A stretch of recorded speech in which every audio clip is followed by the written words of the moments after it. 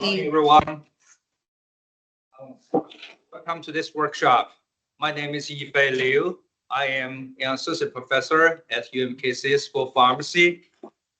This workshop will explore an intersection between healthcare and technology. Specifically, how artificial intelligence, AI, can transform the way to manage substance overuse. As we navigate the complex landscape of addiction, AI can offer opportunities for providing innovative support for individuals on the path to recovery. The three of us will each lead a section of this workshop. Dr. Renwick Hagle is the Chief Learning and Research Officer of American Academy of Addiction Psychology, AAP. She will describe collaborative models in this field. I will focus on the behavioral considerations. And Dr. Chen, a professor at UMKC School of Science and Engineering, will provide insights into AI. Since this is a workshop, we also look forward to hearing your thoughts, your perspectives. There you go. Do you know if you have people online? Or question that I don't have the answer to. That's okay. Of course. I think it says impersonal. Yeah, I think so. This one's impersonal. Okay, that makes sense. That was on the agenda, and we're privileged that you decide to spend your hour with us. As Yifei said, I'm Holly Hagle. I actually just a year and a half ago was a research professor at the University of Missouri, Kansas City, in the School of Nursing and Health Sciences. That's where I met Dr. Liu. We've been working together almost 6 years now, at least, on trying to the dissemination and implementation of models around substance use disorders. And then a year ago, I transitioned to the American Academy of Addiction Psychiatry, but I'm still an affiliated faculty with the Department of Psychology at Mizzou, because they have an addiction research center there that I work with. And I live here in Kansas City. So, before I start in all this, I'd like to know where you guys are representing, like what parts of the field. So how many people are researchers? And how many people are clinicians? You see patients? How about students? Medical students or medical students? Okay. Hopefully we can get into addiction psychiatry or addiction medicine, either double boarded. What are you guys from? Where are you from? Research department, but we are software engineers. Oh, okay. Engineering, computer science and engineering. I should have asked. You said that you were a researcher. Research epidemiologist at ACU in Joplin. Nice. We work with epidemiologists a lot and some science and Social worker and community convener. perfect. You're everybody we need to make this work when we get to the actual AI part of it. So that's really why we have a pleasure of talking to you, so we can see if this idea will even work. So, and especially coming from a social work background, you know clinically that we are and literally have been striving my entire career to have, first of all, an electronic health record, which we do have now. It took us a long time to get there. I've been in the field 25 years, but yet that record does not talk to all the systems, right? Once they're out of the system, and of course we have to keep confidentiality at the first and foremost, but actually our electronics might slow us down, especially for people with behavioral health disorders, because of the systems, we've been siloed. Addiction treatment programs, behavioral health programs. So I started in the field, well, as an undergrad, I started in the field 1994. The 90s are back because of the Love Story. If you're watching it on Hulu Disney, I hear everybody likes the 90s again, and so there's nostalgia. But when I got into research about 20 years ago, we were just working on this collaborative care model, and we're still working on it. If you even think of your own healthcare, when you go to your PCP and you need a referral in network, out of network, you know, it's a lot that you have to transition across. Think about people who are homeless or unhoused, people who are suffering from a substance use disorder, and as a result of that, don't have as many resources as some of us. It's very difficult to get coordinated systems of care. So when we think of collaborative care models, we're thinking about this integration. We're going to be talking specifically, I should watch the time, around substance use disorders. And the whole goal is to enhance this communication and cooperation between the healthcare providers, the patient first and foremost, and community resources. So we can address the needs of each individual. We have a lot of really good evidence-based treatments for substance use disorder right now and co-occurring mental health disorders that aren't getting into the patient population or even taught at medical school or in social work schools. That we have that, we call it the science to service gap. Has anybody heard that? Dr. Estabrook referred to it. Can you guess how many years from something that's been researched in the bench and studied, replicated in clinical trials, how many years until a doctor or a social worker gets to use it when they see patients? Just take a guess. 5 years, 10 years? 30. 15, 30? Yeah, it's between 17, they say 17 to 20. So I've been in the field 24 years. So I've seen a few that actually got there, like medications for opioid use disorders. We knew a lot about medications, right? We've been studying pharmacology for many, many, many decades, but yet people had a very, very high resistance to using medications to stabilize people with opioid use disorder. It really took the opioid crisis to destigmatize these medications. Okay, so why collaboration? It fosters the holistic approach, patient first, understanding their social factors. So the social economic, determinants of health. Do they have housing? Can they get follow-up?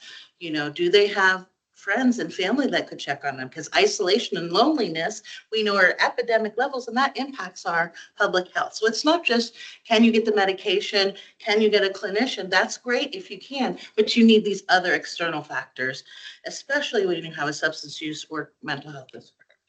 So as I mentioned, it took us over 20 years to get a medication for opioid use disorders, like out to the regular market, the physicians. And actually only 2 years ago did people not have to get a specific waiver to prescribe that health-saving medication. And the reason is the second to last word on that slide, stigma. There's still stigma. Around maybe 3 years ago, I started getting emails at the School of Nursing from ZhiQiang's department, Dr. Chen's department, that, we're doing this or this. We want to understand behavioral health models. And we said, well, our patients are very vulnerable because you can get arrested for having a substance use disorder. You can get your children taken away for having a substance use disorder. You don't get arrested for having diabetes. Nobody's going to put you in jail or take your kids away. I mean, unless there are other chronic things going on in the home. But that is true of people who have a diagnosed substance use disorder in many states. So there's important considerations, and ZhiQiang will talk about that around confidentiality, people's privacy, that are even more so important when somebody has a substance use disorder. Just a couple more things. You guys already probably know all this, that healthcare providers, social workers, like I said, everybody in this room is who we're looking for to have the impact on this intervention that we're hoping to launch. And that we allow this, the multi-sector, multi-disciplines to work together for the whole person. So really, I just use this to show it's the person-to-person connection that we're looking at, even though we're talking about an actual generative AI model. Some things it helps with integrated health support for mental health and substance use. One disorder impacts the other disorder, right? If I have a mental health disorder, it will likely, we know it's evidence-based that if you have a mental health disorder, a serious mental health disorder like schizophrenia or severe depression, or co-occurring substance use disorder, you will probably die, or your loved one, 30 years sooner than a person who does not have that diagnosed disorder. So we could be saving people's lives just with this intervention if we could coordinate care. Case management, that wasn't a thing years ago, and actually we need more case management in our fragmented system, and especially with some of the Medicaid cuts that we are going to be having in the next year because of the new legislation. So we're trying to integrate all of this in substance use disorders. And before I turn it over to Yifei, I wanted to mention this one thing. And I strategically used a water molecule because we know in organic chemistry and chemistry, I'm not going to make you remember all that. So you had to do that pre-med, right? We know what the water molecule looks like. We know about bonds. We know how they work together. And if they're oriented one way or another, they create something else. We also know this about substance use disorder. And if you leave here today and don't remember anything, just remember this. 90 days. If we can get 90 days of continuous care for people, not 28 days, that's a myth, and that actually is pushed forward by the insurance industry. And it was also a technique used in the military to get service members back in the field.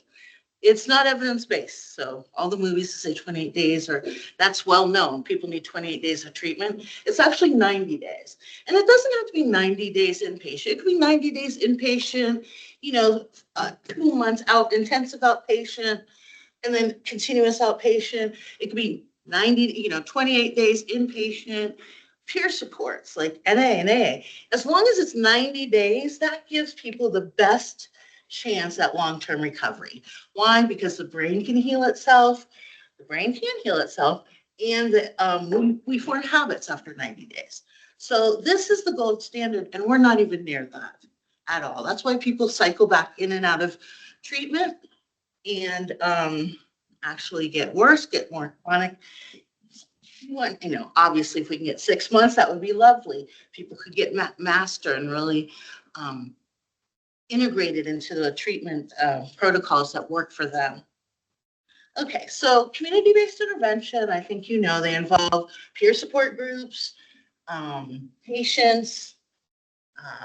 They have to be endorsed by insurance. That's what drives our health outcomes. And here's where we want to get to the technology piece. We want to utilize technology to make this connection stronger, more robust, and get to the evidence base, like the 90 days. So before I turn it over to Yifei, I want to point out one thing. Before COVID, we had very little telehealth. I know the Zoom world we live in, it's hard to believe, but people didn't trust it and it was not widely adopted. We transitioned basically overnight to telehealth, and there were a lot of regulations about how medications could be disseminated for people who have especially opioid use disorders. Like they have to be on site and come every day to take it. Can you imagine if you had to go every day before work to take a medication that you needed to live on? It's very, very hard to manage all your other responsibilities when you have that. So the access that we got because of the terrible COVID epidemic, it actually had a good outcome, and we have more telehealth. Well, now we want to integrate that. So that is really where we're going. I'll just turn it over to Dr. Liu.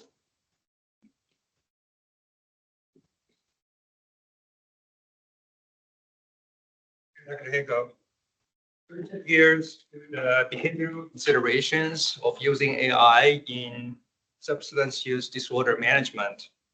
I will start with some challenges in this area. First, personalization. Individual experience with substance use and addiction is unique, but the traditional management approach is generalized. And second, consistent support.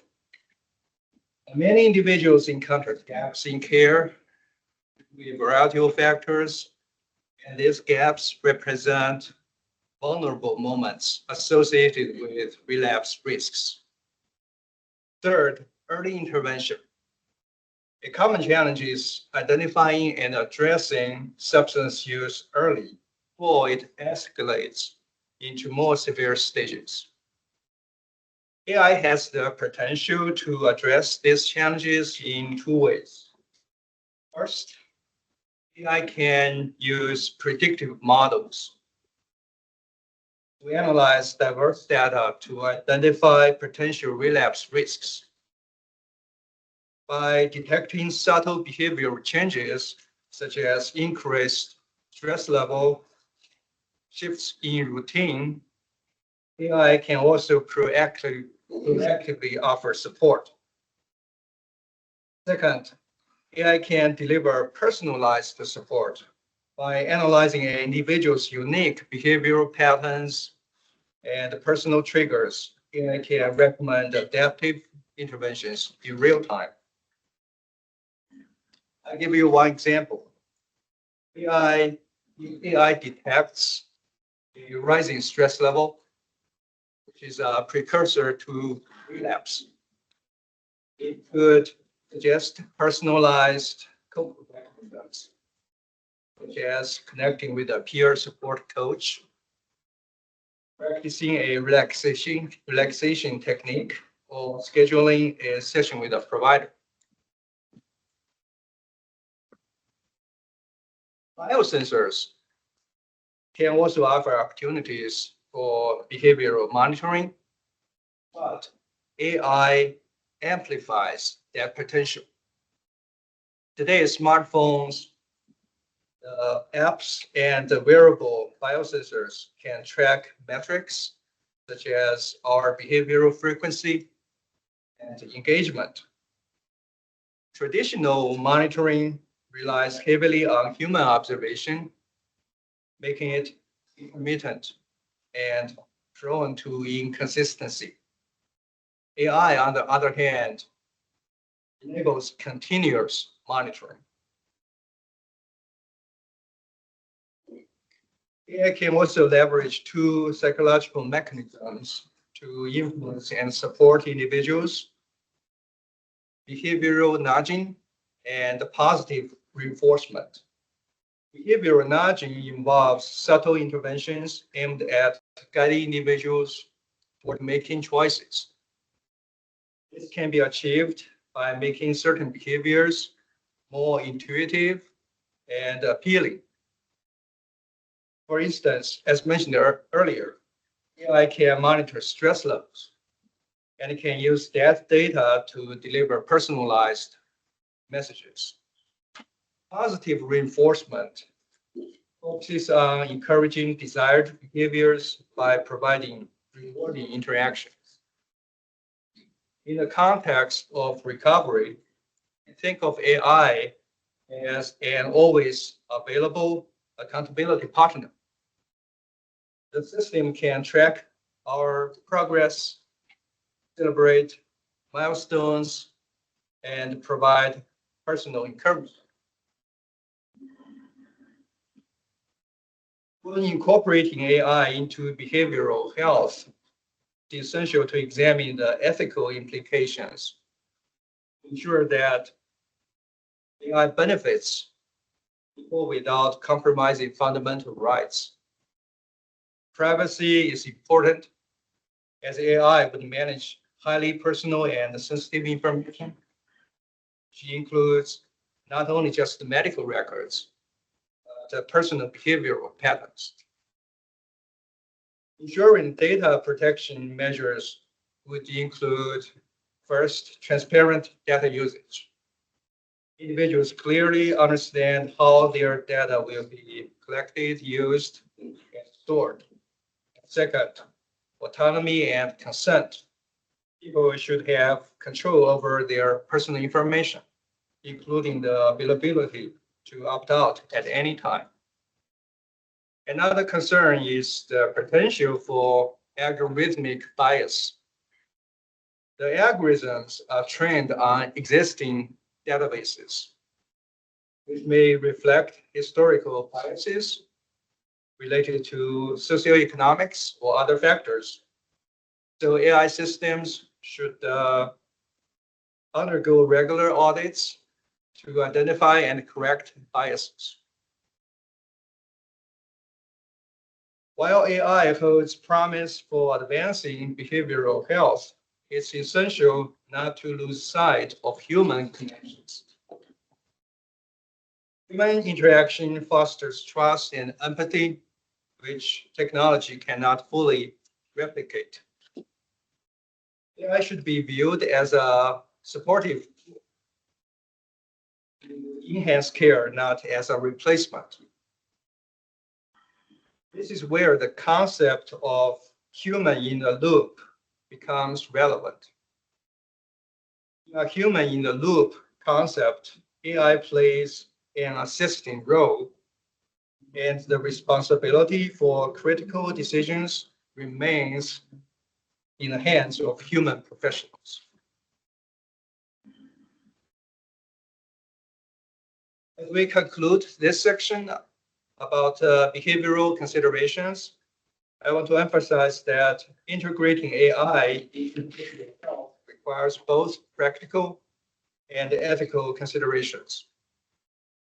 A transparent consent process must be in place.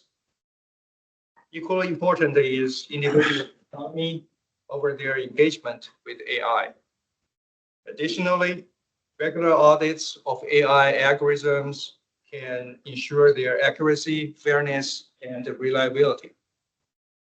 In summary, AI is a tool that, when used properly, can enhance our capacity to provide support.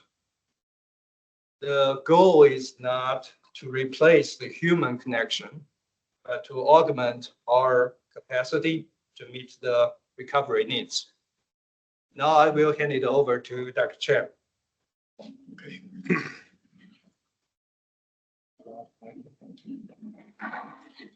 Hey, thanks, Dr. Hagle and Dr. Liu, which really set up the background and also the boundary for me.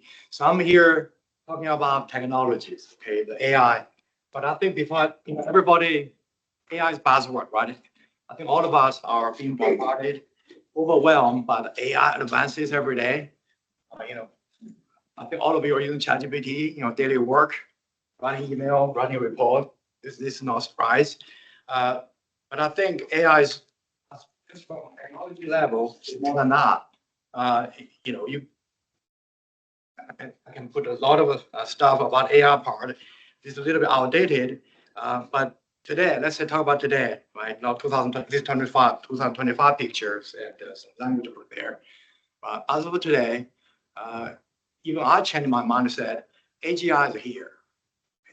ASI, the so-called machine god, not here yet. Will take a long time, but AGI is here because everything, if that can be tokenized, language, programming language, mathematics, pictures, if all those things can be tokenized, you know what? Human already beat AI today. You think about reading X-ray, right? We cannot beat the AI accuracy today. So AI is advancing, but doesn't change one fact. Even AGI is here, that AI being a supportive technology, like Yifei said, it cannot replace us. And we, even your patient, your researcher, your community worker, whatever your roles, okay, you're going to orchestrate, you're going to be curator, you're going to be the superintendent of AI. So that's one thing, okay, I want to put that in mind for everyone. So here I was trying to put some background, but I think I don't need to do this. This is a little bit outdated because today we get GPT-5 and also many other things. This is 2025 earlier, so a picture. So when I talked to Dr.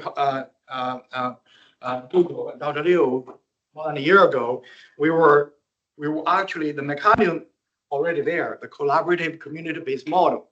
So then we thought, how about we use technologies back then, 2024, just being at its hype. So we already realized, okay, so we have to use, using AI to provide knowledge, right? Using AI to engage people, using an agentic workflow. So we recognize different settings, like at home, at the community scale, right? So I think as of today, we said maybe home setting is one, the lower hanging fruit, let's say, right, for using technology to impact the SUD recovery. So of course, even look at this framework, right? We have this framework. We are, doing some technical challenge. So for this, if you talk about risk, right? Risk actually has come from many dimensions. It's defined as a very broad, fabrics. So even the spatial, talk about environmental, right? The space, there are spatial has triggers and environmental triggers and potential risk, right? So we are working on that part. Itself is sort of a spatial intelligence. But then there is the other part, like every day we use ChatGPT or Gemini or Grok, right? So this conversation part, a so-called communication part, also come with different risks. How to deal with that? So risk here is a key notion that I want to deal with, and more than that, so I want to do it, do it mathematically as we evolve from version 1 to version 2. So this is sort of version 1. We start with some basic notion. We say, you know what, we want to use AI in SUD recovery and community based collaborative model, right? So AI as a technology, at least should be responsible in a very, very qualitative way, right? But later on, we'll talk about how to measure it, right? So basically, we say, well, there are 3 attributes to make a responsible AI framework: being objective, being credible, being trustful, right? So all those things actually connect together. So this is actually, I put a statement here: collaborative stakeholders are, as an engagement community, can reinforce AI agents being objective. Okay? So it's not like, oh, AI being itself, right? AI is just a big foundational model today, right? Which actually already absorbed the whole internet scale of knowledge. But there are others. Okay, so there is something, actually there are some deep uncertainties in everybody individual, decision-making step. So that part actually AI cannot replace. You make a decision, AI listen to you. So actually to get this notion, we have to get involved. So this is version 1. Actually, I probably want to skip a lot actually, but this version 1 is GPT-based, ChatGPT-based hub, which already here. This is not typical ChatGPT. You just open it and chat, right? But here we build a hub. It's like a customized GPT. This is sort of, it's sort of a technology prototype. We want to make sure some notion of technology being implemented better than a regular ChatGPT. You go there, start chatting. The underlying technology is more than, right, using GPT for chatting. Basically, we say, oh, those are the documents I get from Holly, all the screening documents, all the manuals, and from CDC, all the authoritative documents, right? Because today, if you do chat with ChatGPT and you get all the superficial or maybe some deep, beautiful language, right? But you probably say, well, where are the source? Okay, so that's the one thing limitation of general language, generative AI model. So we use we curate, I think 10, 20 documents. Each one's running from 100 page long to a few page long as just screen document, right? We use a RAG, which is a knowledge ingestion approach. I know some of you are software engineer, right? So you can RAG it. All the documents become a knowledge, which is a graph. So basically, we have those little framework. We create several knowledge graph, and then we use that customize that GPT, right, to talk to that knowledge graph. So then this is, we call a light version. This is called safe chat right here. Okay, so you can run it web-based. You can run it, like here I just opened it. So you can start chatting. But one particular design here, this is actually a sort of a lame design, but the notion of a role-based, we call it role-based, risk-aware communication is already here. So if you go to that chat, right, you're doing slash a common, right now, general AI command now, you do slash patient or slash social worker, right? Or using the keyword, a shortcut, HP or SW, you can actually, you will get different content customized for you, okay? All within this chat. But of course, this is not a good design.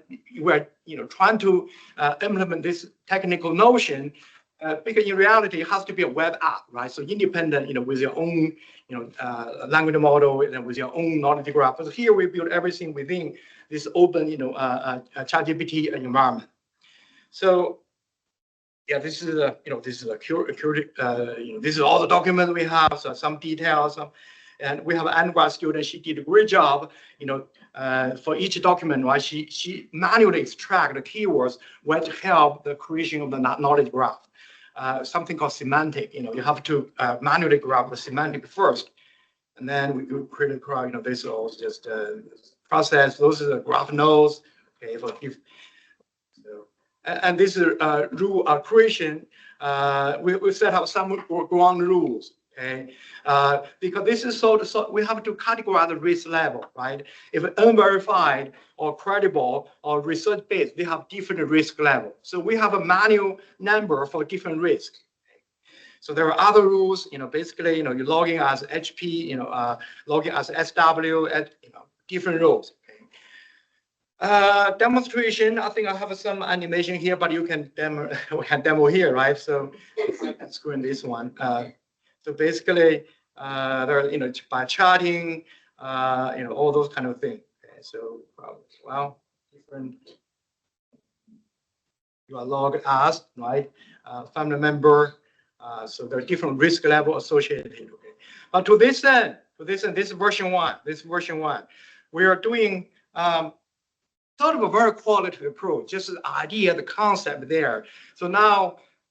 Last year, right, I kind of I do not have a student, so I came in. I said, you know what, we have to make it more rigorous. Okay, so we have basically right now, after today, we have a mathematical framework. Okay, so basically right now we have enhanced version 2, to realize responsible AI for SUD communication. Right, we call it role-aware, risk-informed. So the idea is still there, the same, right? As I said earlier, but not today. There are different design philosophy. Methodology, but here, that's why I said this morning, I guess, a little bit urgency. I didn't tighten up, but too wordy. But I would say we have like 3-page long mathematics behind it to really realize this categorical. We have a categorical theory in place, and we want to use different combinations to define the risk, and also use different threshold, right, to define the, for different role, right. We can say, okay, we accept this risk or we do not accept this risk. Also consider uncertainty. So here I want to introduce a little bit a concept about uncertainty during decision making. So as a researcher, some of your researcher, right, you probably would admit a very broader uncertainty, saying, okay, this is just a research paper, whether or not it's correct or not, evidence-based or not, right? I can accept it, I can read it, right? But for a patient, that bandwidth is really, really narrow. You cannot say, hey, there is so much uncertainty, but you can just take this measure, right? So for your recovery, that's not true. And for family members, right, a different story. So here, this part actually, we do have make a lot of assumptions in this framework right now. So here we call it role and risk alignment. Okay, so we do the knowledge ingestion. So back then, right, we have hundreds of documents. So now we have a new knowledge graph, like a different level of knowledge graph. And also we do have a fallback policy. This is the thing. So by realizing the foundation model is improving every day, right? And they are doing their own safety alignment. It's not fine tuning, right? If you're an AI engineer, you know what I mean. So you do fine tuning, you get a better model, but you know what? For different safety, they do general alignment. So I believe the AI model is going to be safer, more responsible, so more guardrail. But then for this specific domain, right? Of course, right? They probably always there trade-off. There is a gap. Okay, so here, for one, I say, you know what? Maybe the current language model would be getting better. So we have fallback policy. Because the document we curated, which would be limited, right? So that's why there are another layer. Say, okay, if sometimes if the knowledge graph we created cannot answer the question, it fall back to the general language model. But of course, for that you have to mention the risk, right? So we have this new implementation today. So a lot of wordy, but actually there is a web app. So I will put it here. Okay. So basically, I think I don't know how to switch it. It's running in my laptop. is using the, the REST, right? So different technology for developing this web app. But you probably can see here, there was a point cloud. If you choose a different role here, I couldn't have this, this is a person with SUD, right? So you can choose to pull down menu, right? You're a researcher, you're a clinician, right? So you can choose different role. If you choose a different role, there was a sample point cloud. Basically, if you say, I do not know how to ask, you click that keyword, it gives you a sample question here.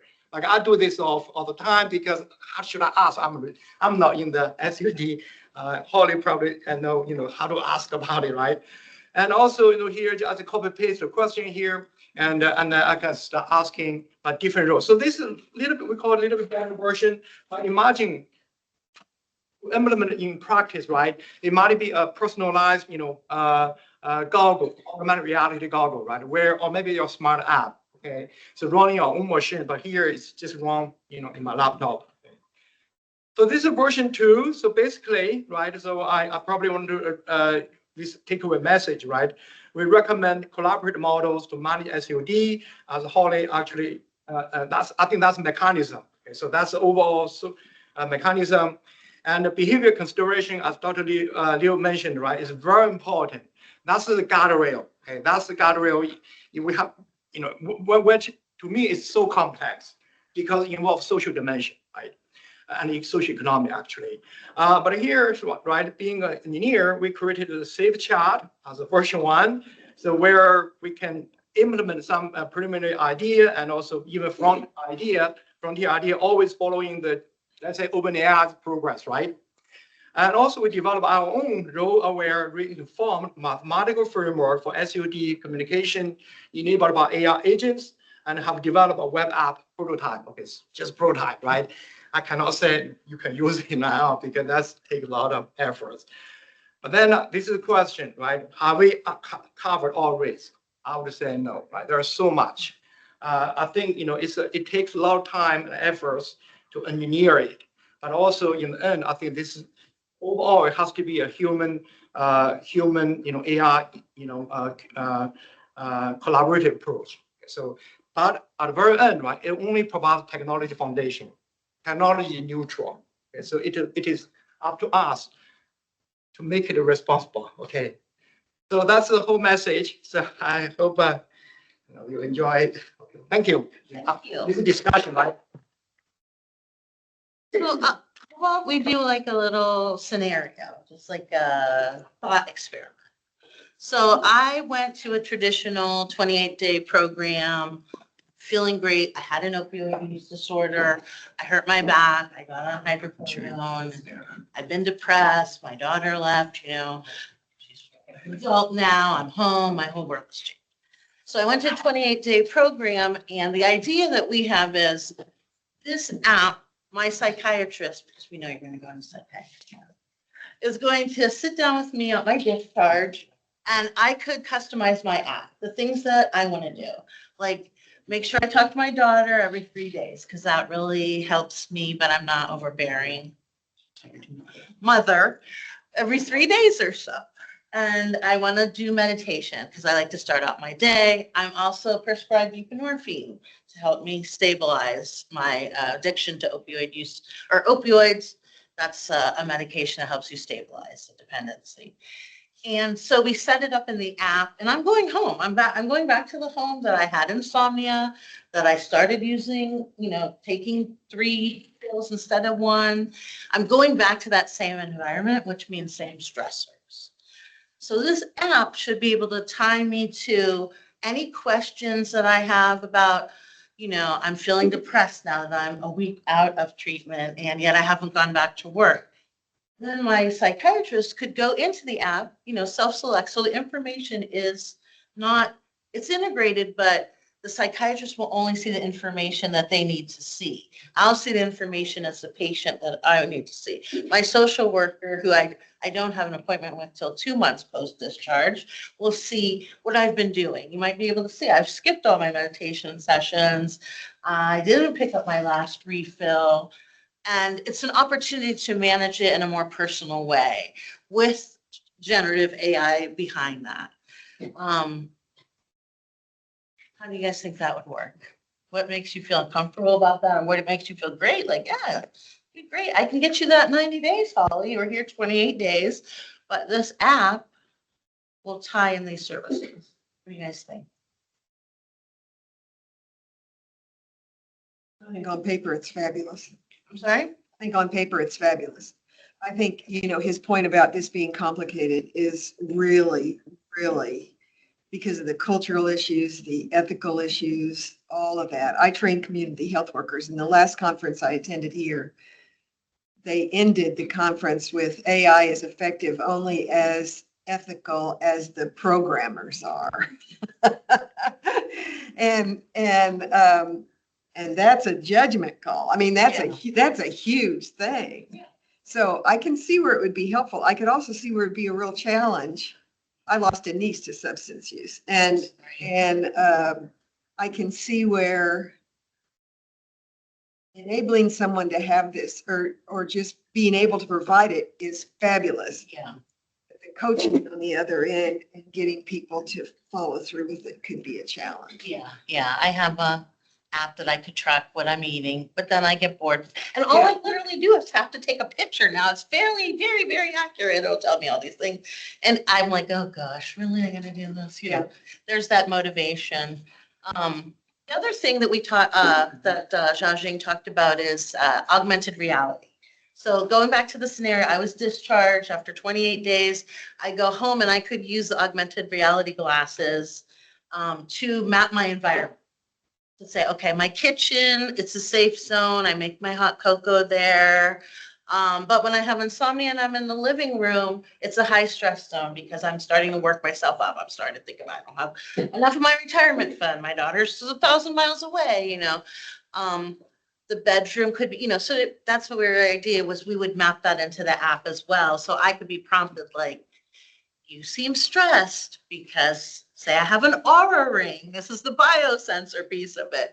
Holly's stress levels are going up higher. So let's prompt you to make a hot cup of cocoa, for example, if that's just one little thing that I enjoy.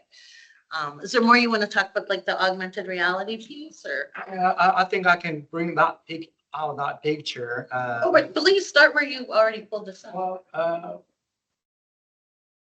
This is exciting.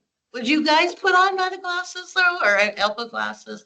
Sorry, I said Meta glasses because they have commercials we now. have better ones. Here I just, Oh, yeah.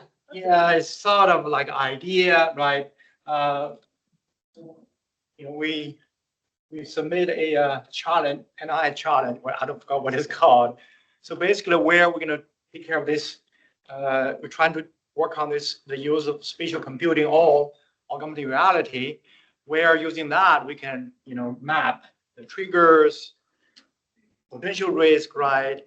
And then because it's a human machine interfacing, right, the device, you can prompt, ask questions that which would naturally connect to our, what I present, right, the AI part, the language-based, communication part, where we have to take care of a risk, right, all kinds of level of risk and all the role as you go, where by using augmented reality is great. The only thing I worry, the technology we tried, we have our Apple Vision Pro, we bought it for that old project a long time ago, but then we realized, not really comfortable if you wear it for more than 15 minutes. So that's technology barrier. It's not so yet. That explain Apple and Meta drop the product line. They don't do it anymore. Right now they have a simple light version, just take pictures, just Glasses. Yeah, which is light version. But if you get the Apple Vision Pro, which is heavy, like more than a pound, you wear that. So, but I believe the technology augmented reality will be given another year or two, will be much cheaper. That become like an Apple Watch, right? Everybody wear it right now, so it become new iPhone something. So so that technology potential is there. So.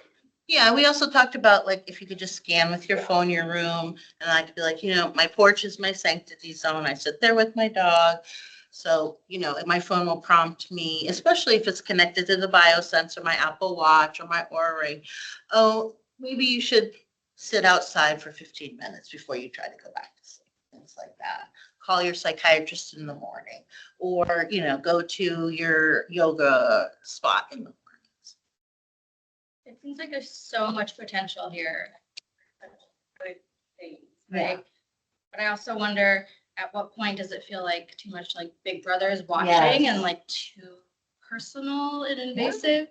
Thinking the same thing. Yeah, and we talked about that, especially with our psychiatrist who's on the project. He's not here, he's in New York, but yeah, it's very intimate. When we're talking about mapping the home environment, like mapping your bedroom or even your bathroom, Yeah. those are very private spaces.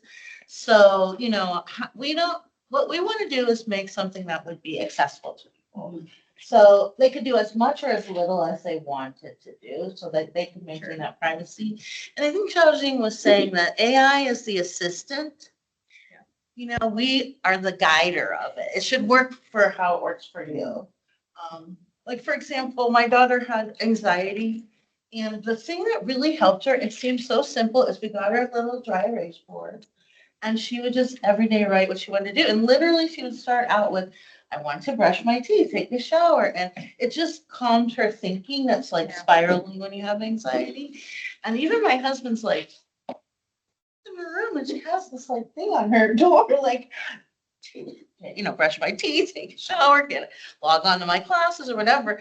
And I'm like, yeah, but that is actually a tool So that's helping structured. her. Yeah. And it really, no, she doesn't have it, but we moved her recently and I noticed she still has it in a box. She doesn't have it up, but we're thinking of that. Maybe that, if that's what you need, we want you to have the dry erase board. But if you want to use the app, we want you to be able to use the app. If you want to use the glasses, we would like you to use, so.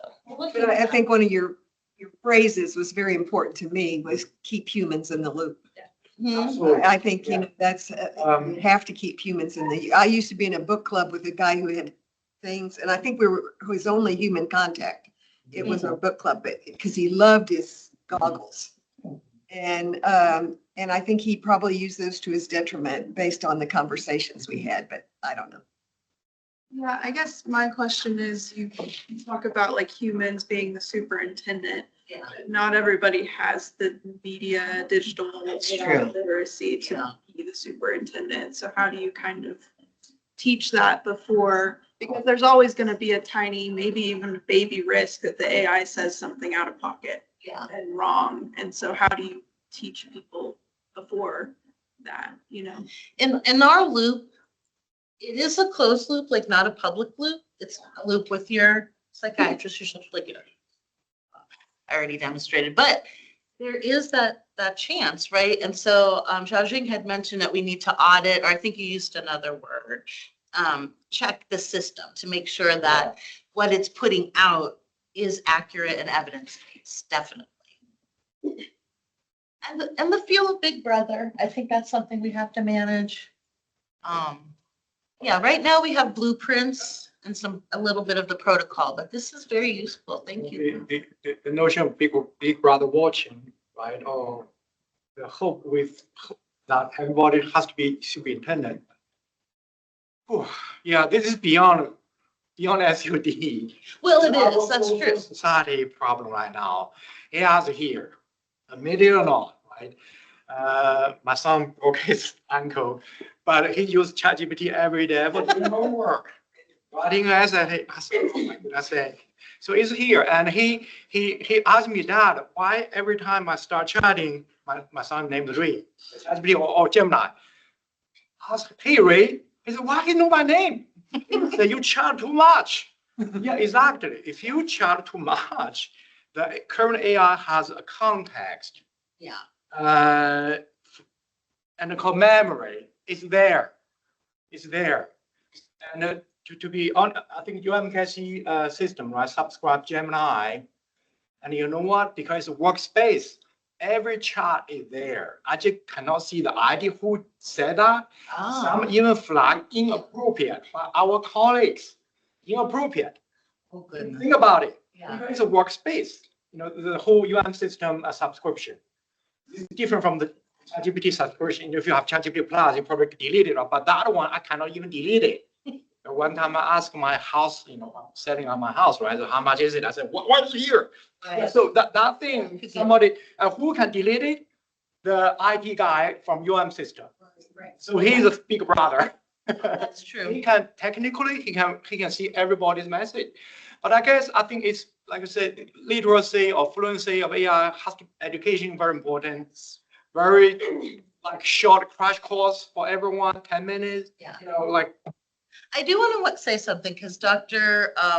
Estabrook mentioned the diffusion of innovation theory, which is really great. You should read the book. It actually reads, it's very easy to read. It's from 1962, I think. So it is a seminal theory. And it really talks about how people adopt things. Like, and he uses an example about these farmers in Iowa. This is how he picked up on the whole thing.